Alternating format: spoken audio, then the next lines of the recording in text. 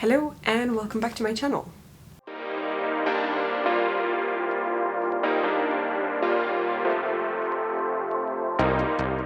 It's been a while since I've done this TBR game. Once again, I have not been all that great at consistency recently when it comes to reading. But since the beginning of the year, January and February, I have actually managed to read a lot more compared to last year so far. So hoping that this is going to continue going strong, I thought it would be time to play another round of Books Against Humanity. So this is my TBR game based on Cards Against Humanity. You can feel free to go see in the playlist all the previous times I've played it, where I explain a lot more about the rules and how I created the game and everything. I'm not the only one to come up with this idea. I'm sure there's plenty of other people who have done it. This is just my version of it. At the back you can also read the rules. But what I do is basically use two sets of cards. We have the yellow cards that are the answers, and we have the turquoise cards that are the questions, and together they form a prompt. So for instance, you could have this question, which is an adult novel, that which, and it could be answered with this compliment, which is that I pick at random from my Goodreads list, and basically that would form my prompt, and I would have to pick a book that matches this exact question. Now that this bit of intro is out of the way, let's play the game. So I'm gonna just shuffle the cards to make sure that it's fair. So how I play the game is I pick 3 cards from the answers, so I have my 3 answers to the prompt, and then I pick 1 question card each time and try to fill it using these. If I can't, I'm allowed to swap my whole hand, but I can't just swap 1 card, I have to swap the whole hand, and I need to use it the next time. So I'm allowed to swap it after I've used it at least once, basically. So the 3 answers that I've got at the moment are starts with the letter, and then I can randomize this letter, and that can be for an author or for the book title. Then I have out of fear of missing out, and then the last one is without knowing much about the story. Let me pick my first question. First question is a young adult novel that which. So I think what I could do is pretty obvious to me. It's going to be a young adult novel that starts with the letter and then I randomize it. Okay, so I've got a randomizer and I'm just going to spin it.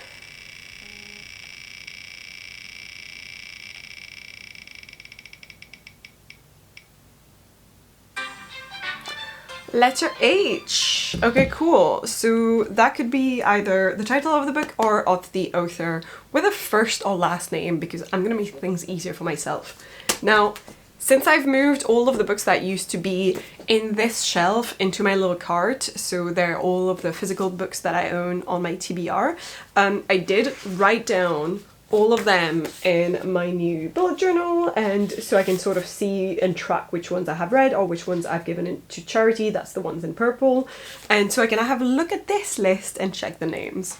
Okay, so from my list, I thought I was going to go with author because I have a few H's, like I have a Grady Hendrix book and things like that. I have an Alice Hoffman book that I want to read, but I also have this book. This is The Hawthorne Legacy by Jennifer Lynn Barnes, and it's the second book in the Inheritance games. So that was the first book in the trilogy. I still have not read the second one, and there's 3 books and plus I think another novel that's like outside of the trilogy. I think it's maybe a different story or from the point of view of one of the boys, I don't know. Whatever, this was really fun. It read a lot like a mix between a typical like manga story. I feel like it really reminded me of like anime and manga type of stuff, where the main character is really poor and gets taken in by this really rich family of all handsome boys, basically, because she suddenly inherited a bunch of money from their grandfather who just died, and she has no idea why, because she's not connected to the family in any way. So that was in the first one, but I think in the first one the rule, it was a long time ago that I read it, but the rule was basically she has to stay in the manor for a whole year or something like that in order to actually inherit, and the boys are doing their very best to drive her out, and like the whole family is trying to drive her out.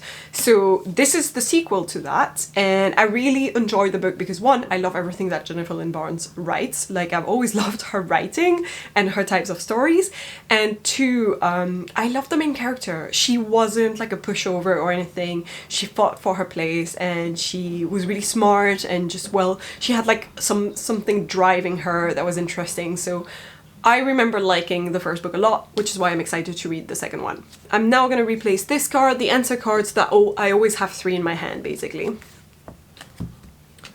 So I'll replace it with this one, which says, is typographic. Focus on the card. There we go. So my next question is, a sci-fi novel? These don't really work with this question, which is a shame, because they would be great if I happen to have one of the questions to be a book that I bought, ...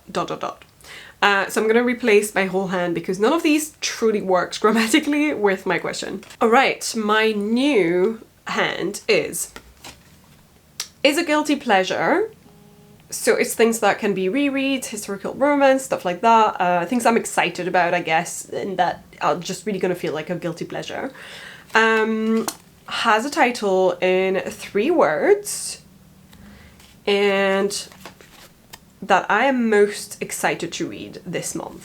And I think I'm gonna go with a sci-fi novel that is a guilty pleasure. And I'm gonna be reading Fugitive Telemetry by Martha Wells, because this is a novella, so that makes it part of the guilty pleasure pile because it's gonna be a fast read.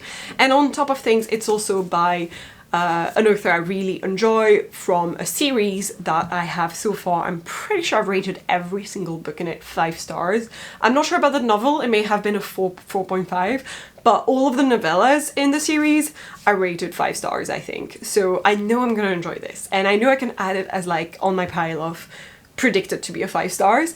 It's just gonna be, it's gonna be great. It's just gonna be great. So I'm gonna add this one. Now, because it is a novella, I might add 2 cards instead of 1 to replace my missing one and go for 4 books. And I might pick another novella if I can, or something that I know is going to be a fast read as well. So my 2 new cards are Has a Yellow on it and is set in the past. And my new question is a fantasy novel that which. So it could be a fantasy novel that is set in the past, a fantasy novel that has yellow on it, a fantasy novel I'm most excited to read this month, or a fantasy novel that has a title in 3 words. Okay, so what I'm going to be picking is this prompt, a fantasy novel that has yellow on it.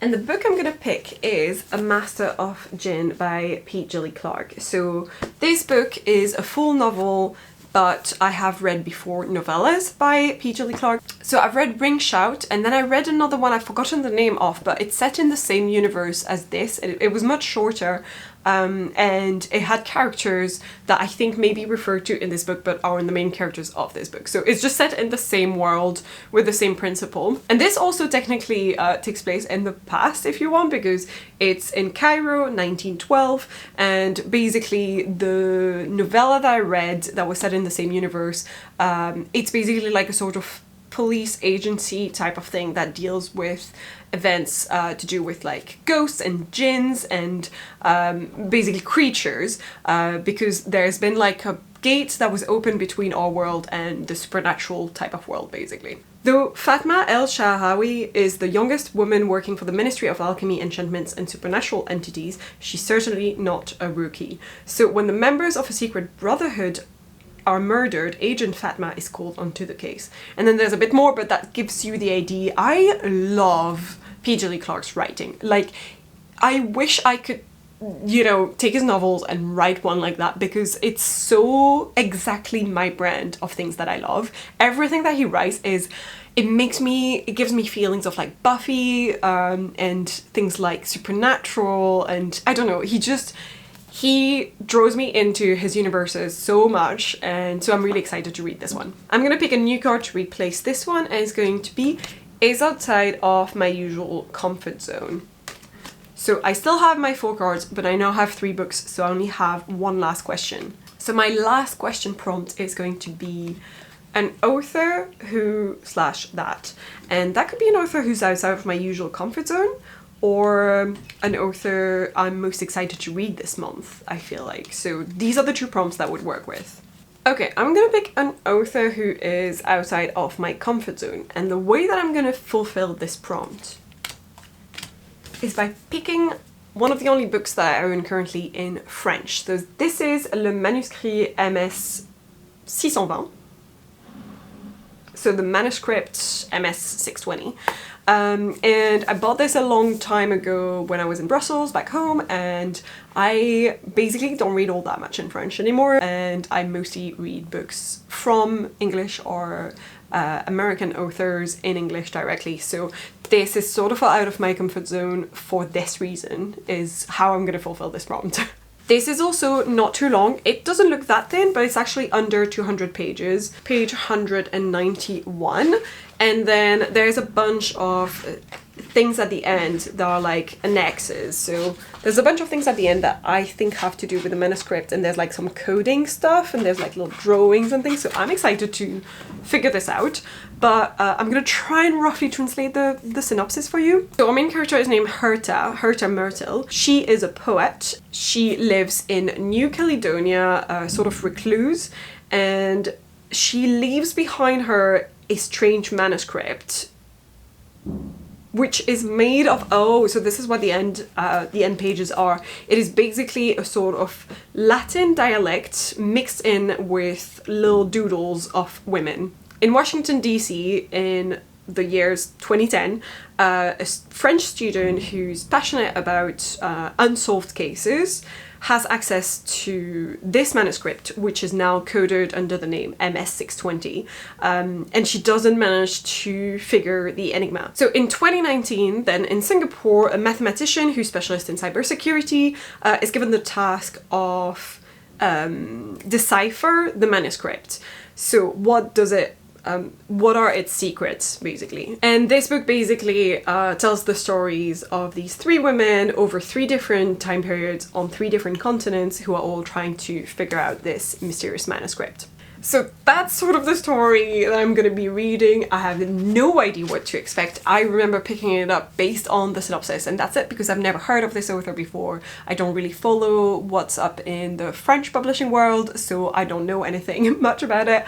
I just know that when I picked it up, I was intrigued by the cover and by the synopsis. If you are a French speaker and you want to read it, you can pause it here. This is the synopsis on the back. And that makes up my pile. So these are all the books that I'm going to be trying to read this month. I'm going to be reading 2 shorter ones, the MS-20 manuscript, Fugitive Telemetry, and then I'm going to be reading 2 slightly longer ones, The Hawthorne Legacy and A Master of Gin. And that's going to be my pile for the month of March. I'm not really vlogging what I'm reading at the moment anymore, mostly because I feel like it feels like a chore and I just don't read anymore when I have to do this. So I end up not doing it.